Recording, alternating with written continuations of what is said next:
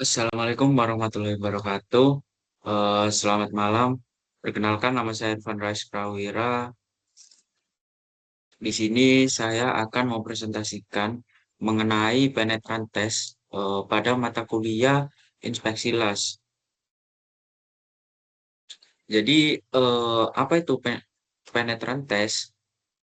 Adalah metode pengungkapan cacat permukaan dengan tinggi menggunakan cairan penetran yang berdaya resap sangat tinggi dan berwarna merah atau hijau fluoresen. Jadi di sini untuk yang hijau fluoresen ini itu bersinar jika mengenai cahaya atau sinar ultraviolet. Lalu jenis NDT yang dimaksudkan untuk mengungkapkan jenis cacat ini yaitu jenis-jenis non-konformasi yang terbuka ke permukaan seperti retak, eh, seam, fault, porosity, slack, inclusion. Lalu selanjutnya ada bernama tahap pembersihan awal pengujian penetran test. Jadi pengujian ini ada tahap mekanikal yaitu abrasive tumbling adalah sarana pembersih kerak tipis, terak, produk karat, sisa mold dari pengecoran, dan sampah lainnya. Jadi, abrasive tumbling adalah metode pembersihan mekanis yang menggunakan media abrasif, bahan pengikis yang diputar atau diguncang dalam sebuah wadah tumbler bersama dengan benda uji. Jadi, kalau teman-teman tahu, di sini ada namanya seperti wadah gitu, yaitu di dalamnya itu berisi seperti batu, batu kecil, kerikil. Jadi di situ ntar mesinnya itu goyang itu dan memutar benda uji. Jadi setelah benda uji kalian masukkan ke dalam situ, dia akan berputar lalu kembali dengan keadaan yang lebih bersih. Lalu selanjutnya ada grit blasting. Jadi untuk grit blasting ini sama dengan halnya ketika di kapal itu sandblasting, yaitu untuk membersihkan kerak tebal maupun terak las pelapisan endapan karbon. Jadi seperti ini ya teman-teman contohnya. Lalu selanjutnya ada grit blasting basah. Jadi sama aja grit blasting kering dan grit blasting basah. Cuma perbedaannya di sini grit blasting basah itu eh, dicampur dengan adanya campuran air. Lalu selanjutnya ada sikat kawat. Ya, pasti teman-teman sudah tahu lah untuk sikat kawat itu tahap pembersihannya gimana. Kita tinggal sikat sikat aja ke benda uji yang ingin kita bersihkan. Lalu selanjutnya ada non mekanikal tahap pembersihan awal pengujian penetran test, yaitu menggunakan air atau uap bertekanan tinggi, biasanya digunakan dengan dicampur alkali pembersih atau deterjen untuk membersihkan minyak atau gemuk, bram atau chip dan lain-lain. Lalu selanjutnya ada getaran ultra, biasanya digunakan dengan sabun dan air atau zat pelarut solvent untuk membersihkan minyak dan kotoran lain pada barang-barang kecil hasil pengerjaan workbench dalam jumlah banyak. Lalu selanjutnya ada pembersihan alkalin digunakan untuk membersihkan permukaan yang luas dari seluruh jenis kotoran tersebut di atas. Lalu ada juga pembersihan asam digunakan untuk membersihkan lapisan minyak, kerak, tebal, asam keras, dan lapisan kerak tipis, asam lemah. Jadi untuk kimiawi ini, yang jenis kimiawi itu biasanya benda uji akan direndam dalam cairan pembersihan alkalin atau cairan asam. Selanjutnya ada yang menggunakan zat pelarut atau vapor degreasing gas. Jadi, untuk vapor degreasing adalah proses pembersihan dengan uap pelarut kimia, biasanya pelarut hidrokarbon atau klorinasi seperti contoh yang di sini ya teman-teman. Eh, yang menguap dan mengembun di permukaan benda logam dingin sehingga melarutkan serta menghilangkan kontaminan seperti minyak, grease, dan residu organik. Lalu ada juga dengan pengelapan dengan solvent. Jadi biasanya untuk solvent itu bukan berupa cairan, tetapi beru- berupa cairan atau dalam bentuk semprotan. Jadi kita menyediakan kain lap, lalu kita semprotkan solvent tersebut ke kain lap tersebut untuk membersihkan benda uji. Lalu selanjutnya ada di sini udah aku tunjukin untuk jenis-jenis solventnya, itu ada SKCS, ZL60C. Lalu untuk fungsi-fungsinya ini untuk jenis objeknya apa aja, lalu untuk sifat-sifat utama dari cairan-cairan yang ada di bawah ini. Lalu ada tahap aplikasi bahan peresap. Jadi untuk tahap aplikasi bahan peresap di sini itu yang sudah aku jelasin di awal tadi ya, yaitu ada zat pewarna yang berwarna merah, yaitu zat pewarna yang berwarna merah itu bisa kita lihat dengan mata telanjang. Jadi kita tidak perlu atau tidak memerlukan bantuan sinar ultra ultraviolet untuk melihat cairan tersebut. Lalu cairan tersebut ada pos pos emulsif emulsible visible dye, pewarna emulsi. Jenis cairan penetran yang tidak bisa dibersihkan langsung dengan air, tetapi memerlukan tahap tambahan berupa emulsifer, bahan pengemulsi untuk menggabungkan penetran dengan air sehingga bisa dicuci setelahnya.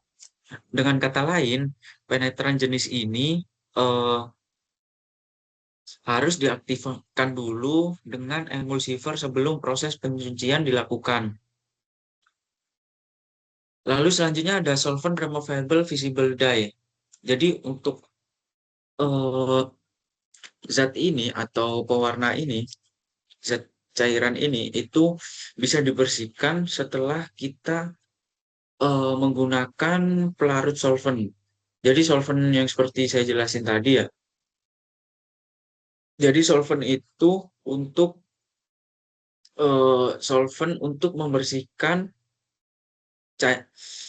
pewarna larut solvent. Jadi solvent itu untuk membersihkan pewarna tadi yang berwarna merah yang tidak langsung kita dan tidak bisa langsung kita bersihkan menggunakan air. Jadi kita menyediakan kain lap bersih, lalu kita campurkan pewarna solvent itu tadi atau pelarut solvent itu ke kain, baru kita lap ke benda uji. Lalu ada water washable visible dye. Jadi pewarna tadi penetran itu bisa kita langsung bersihkan ketika dia jenisnya itu water washable visible dye. Lalu yang selanjutnya ada zat peresap fluoresen. Jadi untuk tahap aplikasi zat peresap fluoresen ini sebenarnya beda dengan zat pewarna dye yang tampak jelas karena zat peresap fluoresen ini kita membutuhkan eh, kita membutuhkan sinar ultraviolet untuk membantu atau melihat zat tersebut. Biasanya zat tersebut berwarna hijau kekuning-kuningan gitu. Jadi ini fungsinya sama ya teman-teman untuk post emulsifiable fluorescent, untuk solvent removable fluorescent yaitu kita tidak bisa langsung membersihkan zat zat tersebut dengan air. Lalu ada yang bisa langsung larut dengan air, yaitu water washable fluorescent.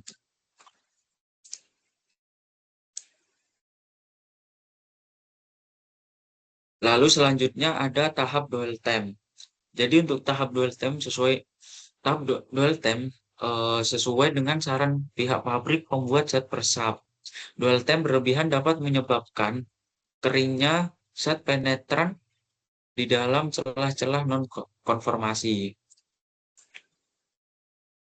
Jadi penyemprotan tergantung pada kondisi permukaan, suhu bias, suhu suhu biasanya berkisar antara 50 hingga 100 derajat Fahrenheit atau 10 hingga 30 derajat Celcius.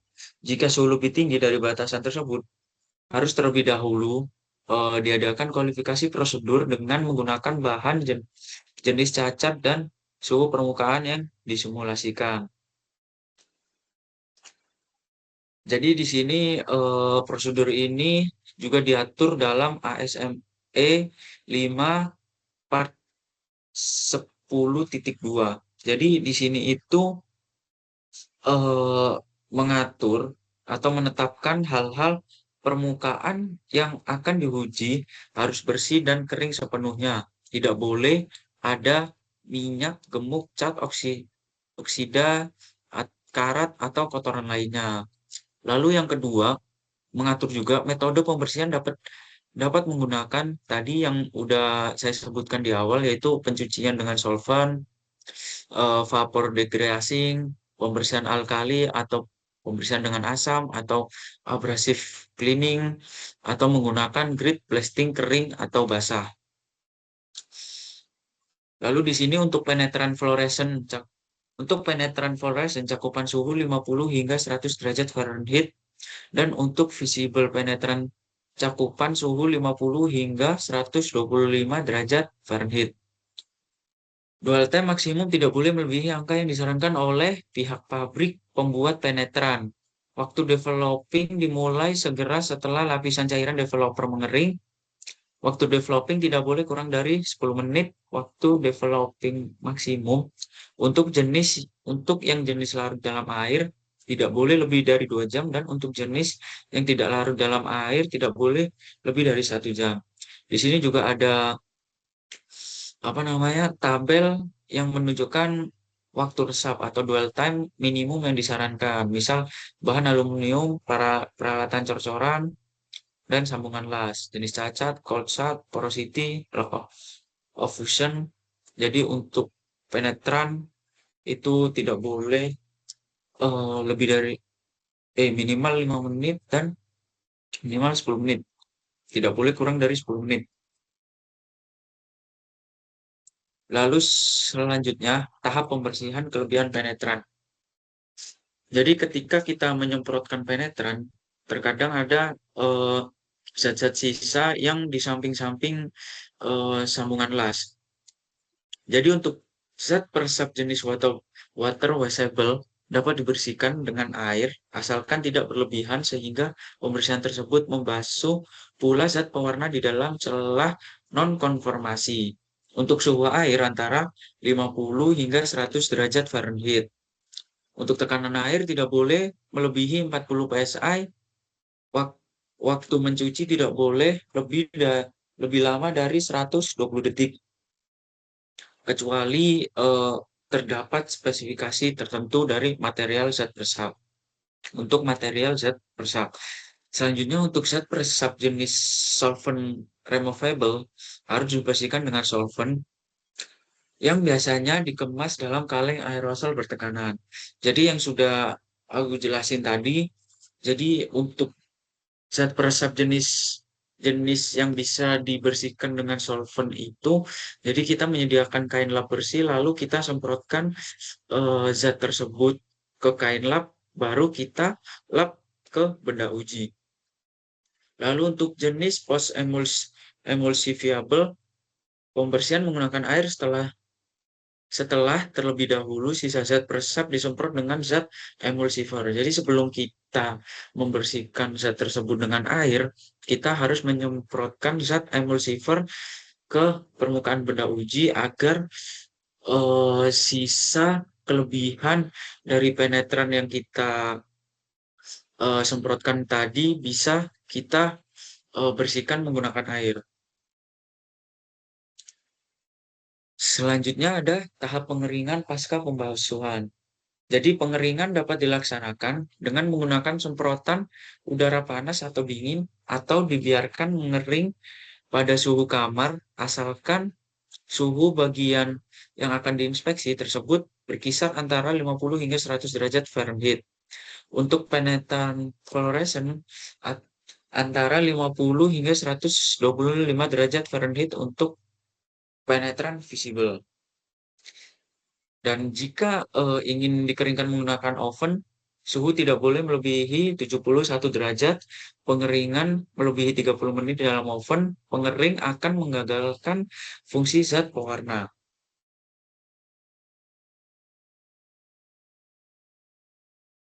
Lalu selanjutnya ada, eh, jadi di sini ada tahap developing ya teman-teman. Jadi untuk tahap developing itu, setelah kita menyemprotkan zat peresap dan kita apa ya, membersihkan kelebihan penetran tes tadi, kita harus eh,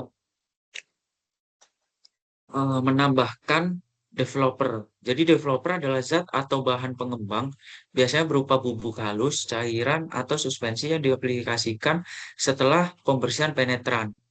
Fungsinya mirip seperti kertas isap, yaitu menyerap kembali cairan penetran dari dalam retakan atau pori ke permukaan benda sehingga area cacat tampak jelas dalam bentuk noda berwarna merah untuk visible dye atau bercahaya di bawah sinar ultraviolet untuk fluorescent dye.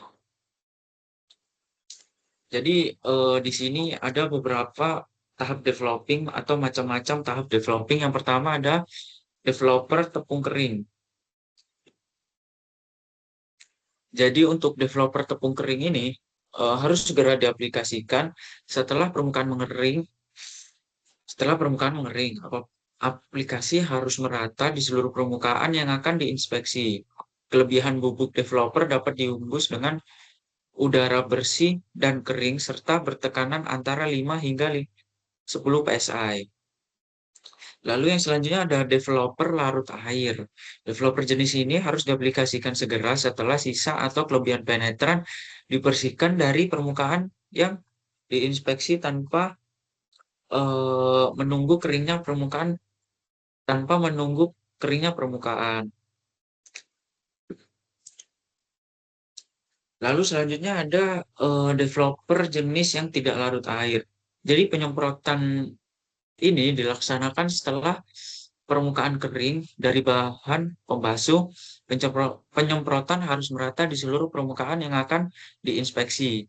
Karena sifatnya yang mudah menguap, tidak diperlukan pengering. Jenis ini biasanya jika dihisap terlalu banyak dapat membahayakan kesehatan.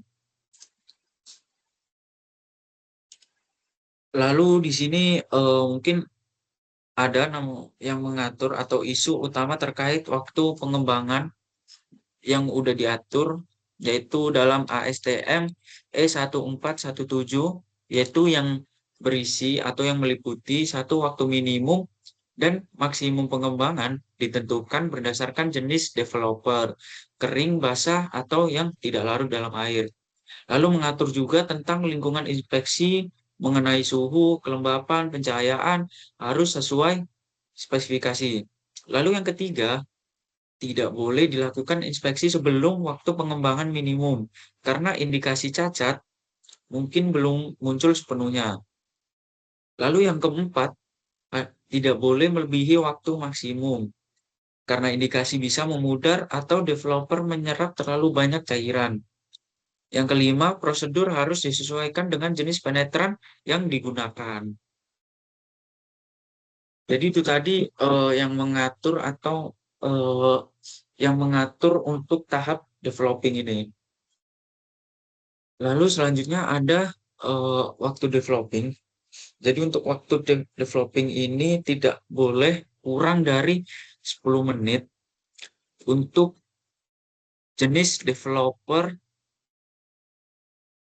bubuk kering. Waktu developing mulai segera setelah developer diaplikasikan. Sedangkan tipe larut air atau tidak larut air, waktu developing dihitung setelah developer mengering.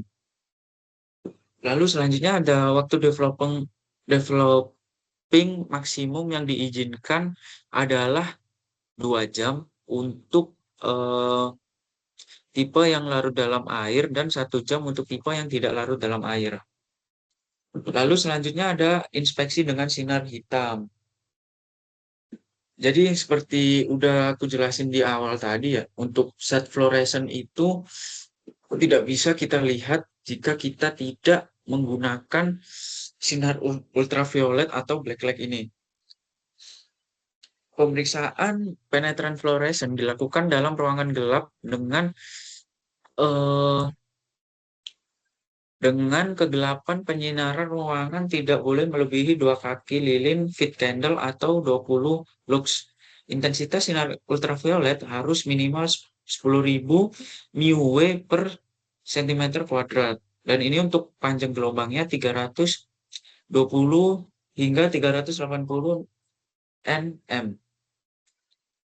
Nilai minimal 1000 μV per cm kuadrat ini adalah standar minimum agar zat fluoresen pada cairan penetran dapat bersinar dengan jelas saat terkena sinar UV.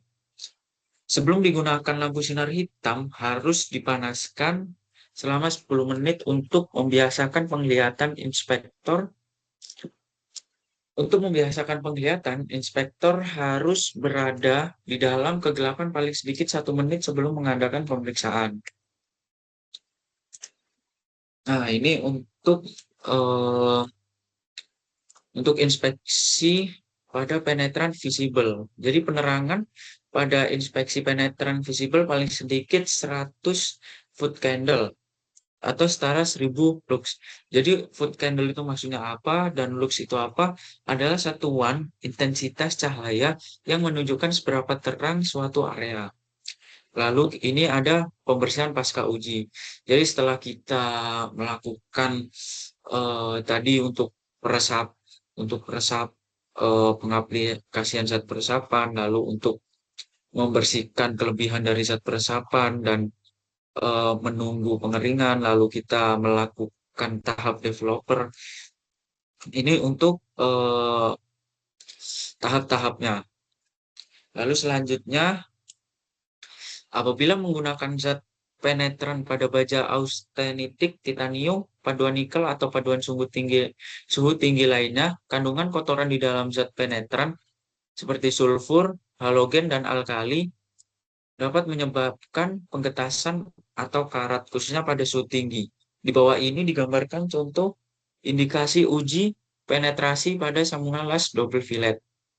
Jadi ini untuk sambungan las double fillet. Jadi ada ini tahap developernya, ini tadi set persub visible dye, lalu ada juga ini indikasi porosity. Jadi untuk developer, ini set persubnya, ini bahan cor-coran.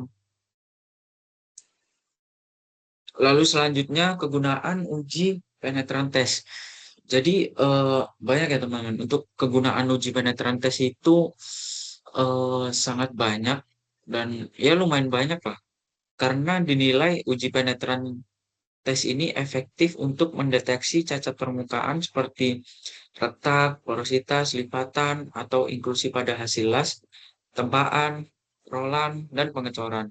Dan pada pengelasan ini tuh cocok jika ada sambungan sudut, tumpu, T-joint, dan soket karena jenis sambungan tersebut tidak bisa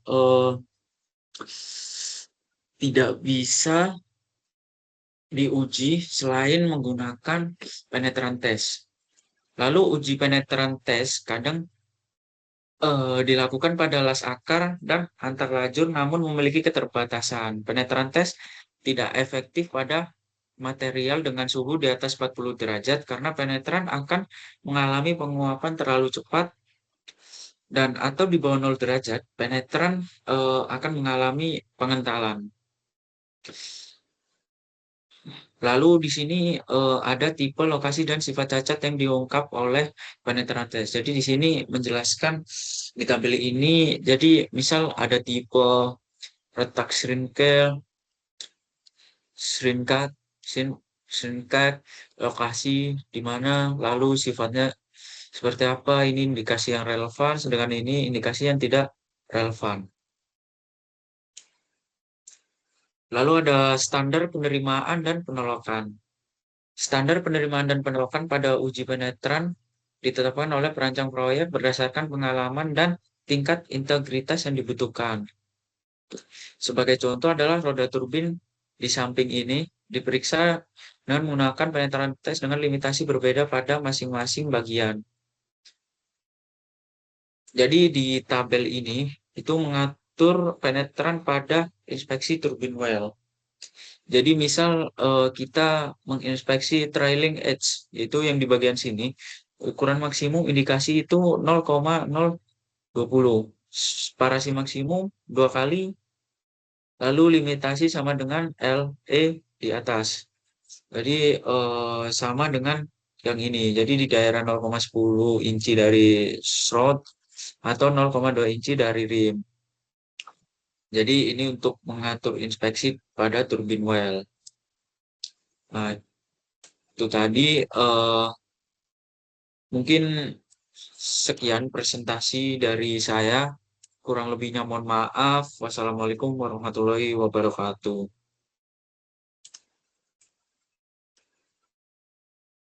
Stop.